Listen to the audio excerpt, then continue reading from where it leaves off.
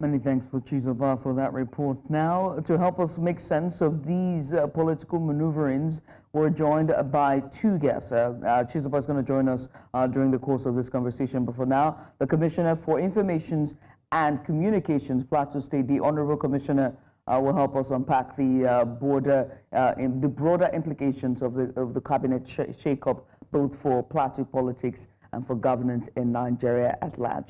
Mr. Musa Ashoms, Honorable Musa Ashoms, you're welcome. Thank you very much for joining us, sir. Thank you for having me this morning in breakfast on your patient. Great. We also have joining us Chizoba Anionwe from Justice World. Chizoba, you're welcome. Thank you very much. Good morning. Good morning. Thanks for having me. Great. Chizoba, now while you're putting together this report, thank you very much, by the way, for that report. But we'd like to ask what your overview of the report or the circumstances surrounding the report was first before we go into the subject. As you may know, the governor of any state is the chief executive officer of that state. And with that position, he can hire and fire. I'm quoting my commissioner earlier on when I had an interview with him, putting out that report. And so it is at his own discretion to choose who serves at what position, you know.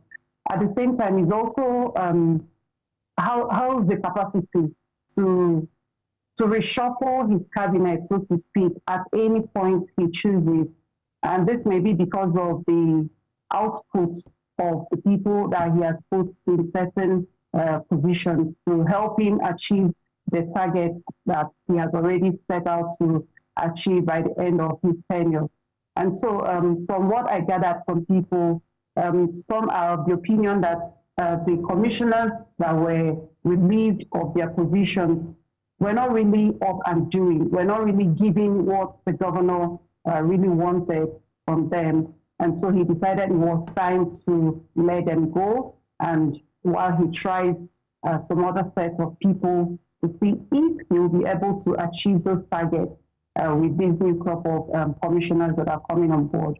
So it's a whole lot of things for people to understand, because at the same time, some people will tell you in some quarters that some of the commissioners that were relieved of their positions had actually done what they could do in about 18 months thereabouts, you know, and they were asked to give way for some others to try their luck. And so all in all, we just hope that this is in the best interest of the state for people. That's the major thing, for people of the state to enjoy the dividends of the democracy that everyone is actually craving for. Thank you so much, Chizoba, for that. Let me turn to Honorable Ashoms. Many thanks again, sir, for joining us. I mean, I have to ask, just well into his administration, His Excellency, the governor of the state, have decided this cabinet shuffle. Why?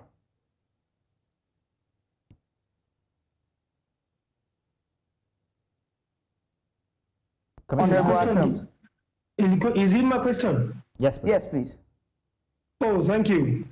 You know, in every event, in every scenario, you have to take a look at whatever you've given and whatever you've the journey so far. And as a government, His Excellency has decided to say, okay, thank you for your services. We need to bring new hands. You know, these commissioners were from 4 local governments, and they've been replaced with people from the same local governments. And again, these people have been screened by the Plateau State House of Assembly. You know, there's a need for reshuffling and reshufflement, and that is what the governor has done. We are his lieutenants as commissioners. When the people of Plateau State gave him a mandate, he was the one that was voted.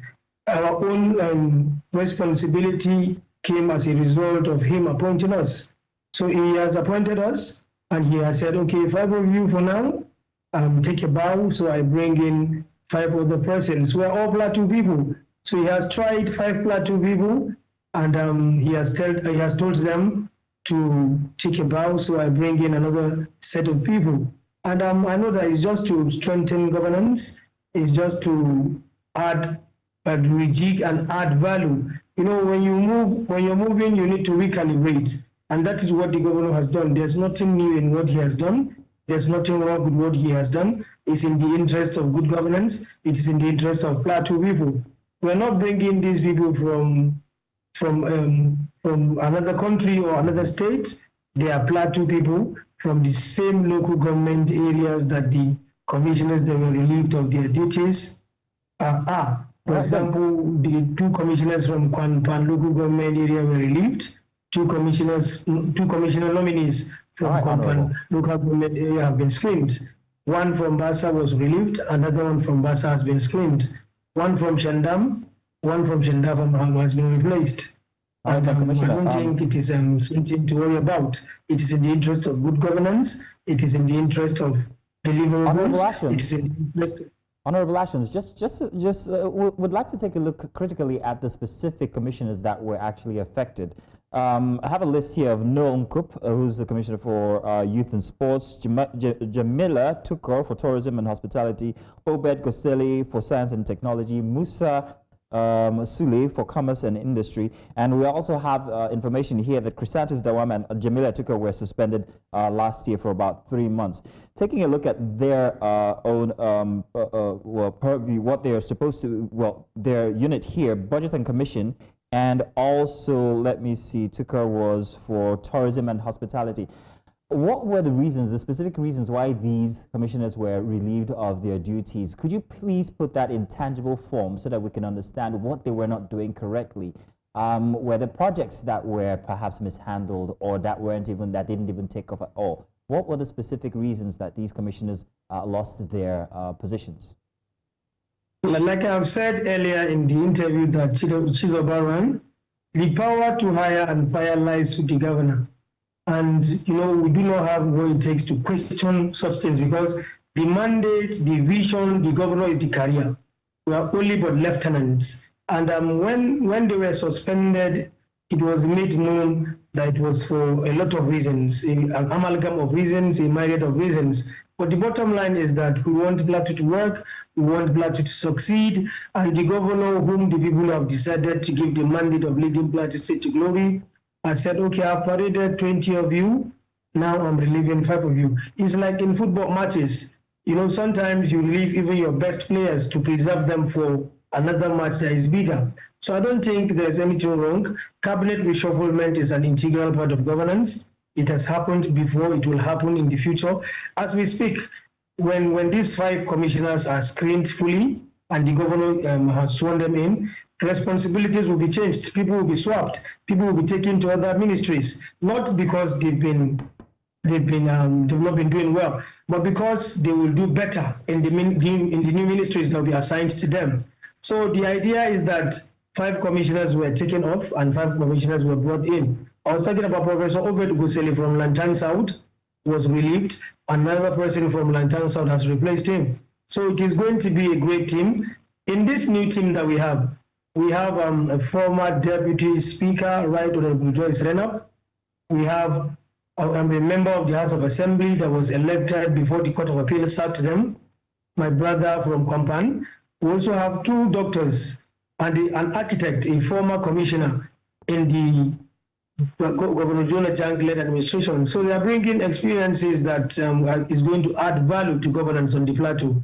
They've been screened by the House of Assembly already. All their weight now is swearing in by the Executive Governor of Plateau State, His Excellency Mr. Caleb Manasseh Mutfwang, and portfolios will be assigned to them. Like I told you, even the commissioners, the 15 that survived this shake-up, some of them will be given new assignments, and that's not to say they've been incompetent with the assignments bestowed on them, but because there's a need for, when you've done well, you can be given another responsibility, and maybe by now, your assessment would have shown that you can also do better in another ministry. So basically, those are the issues. I don't think there's any need for any alarm. It's very interesting that you said the commissioners have survived, you used the term survived the shake-up, also are going to be doing a good job. But let's look at the new team that has now been put up, or the new commissioners that have now been appointed. They've gone through the processes and they're waiting for their swearing in or their ceremony to happen. You reeled out their achievements and their CV, their bio. One is a doctor, one was a former commissioner, and so they are, according to you, prepared for this job, or they are adequately qualified for this job. But with the last 5 that have left, was there some sort of KPI or roadmap for the portfolio that they were supposed to, they were tasked with? And with this new team, what is their KPI? What is it expected from them, from this portfolio? The expectation from the governor is that they will help him in taking their ministries to the level that they've not reached before. Were they giving any roadmap? Dividends of democracy is to help him in bringing his manifesto to bear in their various ministries. You know, like we said, the governance on the plateau has taken a new shape. And by May 2029 of 2025, will be 2 years in office. Time doesn't stand still for no one. And this governor has come ready, he has come prepared, he has the manifesto to transform Plateau State, and he has been doing that all this while. But he feels that the bar needs to be raised. Basically, that's the issue. The KPI for this governor is the advancement, is the growth, is the development of Plateau State. And we're on track. Like everybody knows on the plateau, by January, we had fertilizer for this 2025 farming season already. By January, we have tractors for this 2025 farming season already. So we must have people that will help him achieve this mandate. People that, because the governor cannot be everywhere. He was voted, we were not voted, but we are his mandate carriers, we are his vision carriers too. So we cannot afford to fail him. We cannot afford to fail Plateau people. We are not saying that those that were asked to take a bow failed Plateau people. But if you're having a job, like you do a retrospective view of whatever you're doing, and that's what the governor has done. And like I told you, he has given names of others that will replace them, and they've been screened by the Plateau State House of Assembly. What they await now is swearing in and swinging into action and working in the interest of Plateau people. You know, when you are replacing someone, the expectation from you is that you do better than the person. When someone is asked to take a bow and you are given the mantle of leadership to take over from them, the expectations is that you will do far better than them, way better than them. And that is what I hope and we wish to see this new nominees do and bring to board. We expect that they bring their experiences in their various fields. We expect that they help the governor in achieving his mandate. The time is now mandate, the land is green mandate, and our Plateau people at the end of the day should be the ones that are going to benefit from all of the experiences, exposure, and education they bring to board, to bear. Okay. Chizoba, I would like to ask you a question. You are in Plateau and you feel the pulse of the people. When this announcement was made about the shake-ups, what was the reaction like from the people of Plateau? Oh, well, Judith, your guess is as good as mine in this case. It's a public affair, and it is governance. Governance also has to do with the people. So, to a large extent, if you ask me, it's more of what the people feel, because they are the ones feeling the brunt of the whole thing. So, for some of them that I interviewed, and some of course that spoke off camera, they felt like what the governor did was right, was okay for them. So they termed it as a welcome development, in the sense that for them, which of course they have the right to their own opinion, they feel that some of the commissioners that were released of their duties actually not doing so much. They were not feeling the impact from those ministries, you know, and so it was right for the governor to let them go, to say, okay, let's try this other hand and see what happens, because according to the governor, he's not here for jokes. He says it like at every event he attends. He's not here for jokes. He's here to be sure that the people he has come aboard to serve get what they are supposed to get during his tenure. And so people are of the opinion that it's a good move by the governor to change hands and see if he gets something better from those other people that he has brought on board hoping, of course, it's about expectations now, to see what they bring on board. And like the commissioner said earlier, some of them had been in government positions to serve the state at different levels. So we believe that their coming on board will bring some changes that people will be okay with, and we hope that the governor will be able to smile at the end of the day that he took a good decision. Chizoba, I'm still going to ask, I'm going to come to you with this question. I believe that if we don't know where we're coming from, we don't know where we're going. So I'm still stuck on the aspect of finding out exactly how the previous commissioners underperformed. I'm going to take one commissioner and use that as a sample here. Let's talk about Jamila Tuko, who was commissioner for tourism. Plateau State, as we know, it is big on tourism, whether we like it or not. Once you think tourism in Nigeria, the first place that comes to mind is Plateau State. Not Obudu Ranch. And no, not Obudu. You are being sentimental, Judith. I do, I am. But so the question is, how did she underperform in her responsibility then? Because if you do this, then you're able to set in a roadmap, like Judith was asking, for what these commissioners are supposed to do better. So what was the underperformance of that commission? How did it go? What are we looking at not happening again in the future? Chizoba, if you'd help me with that, please. I don't know if you discovered any of these tidbits during the gathering of information for that report. Well, Mazino, I am a correspondent here. I know. I feel the pulse of the people. So let me move away from my own personal feelings here and talk about what the people think about all this happening. That would be fair. Yeah, Plateau, actually known for being a home of tourism, like you said. Anybody in Nigeria, you ask, where should I go for vacation and stuff like that, Plateau comes to mind, and you won't take it away from here. Despite the fact that insecurity at some point seems like engulfing the whole state, but to a large extent now, it's been relative peace on the plateau and everyone has been going about their local businesses. Now, talking about tourism now, negativity has a very big part, though, on the negative to play in the minds of people. When so many would have heard about killings here and there, they sometimes feel it is not safe to go to that same place. I know that there are some reports I get to do, and when it's aired, people get to call me, Chizoba, what are you still doing there?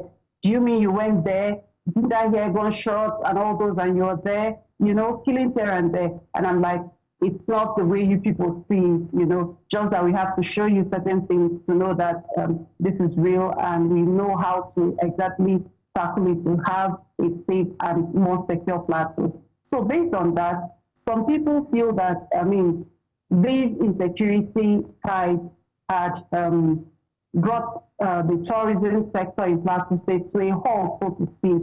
But at the same time, they feel that the commissioner should have thought out of the box to create more avenues and, gain her way through it so that tourism will still have its own part to play in Plateau State and in the minds of people, not just relenting and saying, oh, because of this, because of that, I'm just saying what people are thinking. Yes. And everybody has their own opinion. So Mr. A has different thoughts from what Mr. B also thinks about it. So that's the peculiarity here. So by and large, we just leave it to the governor that has taken his decision, and we all hope that the new crop of commissioners coming on board will do the need to bring Plateau to the limelight. All right, Chizoba, many thanks for doing this with us, and many thanks for your report. Chizoba Anionwe, they are correspondent all the way from Plateau, the capital, Jos, and also Honorable Musa Ashoms. He is the Commissioner for Information and Communication for Plateau State, joining us today as well. Lady and gentlemen, thank you so much, and good morning to you.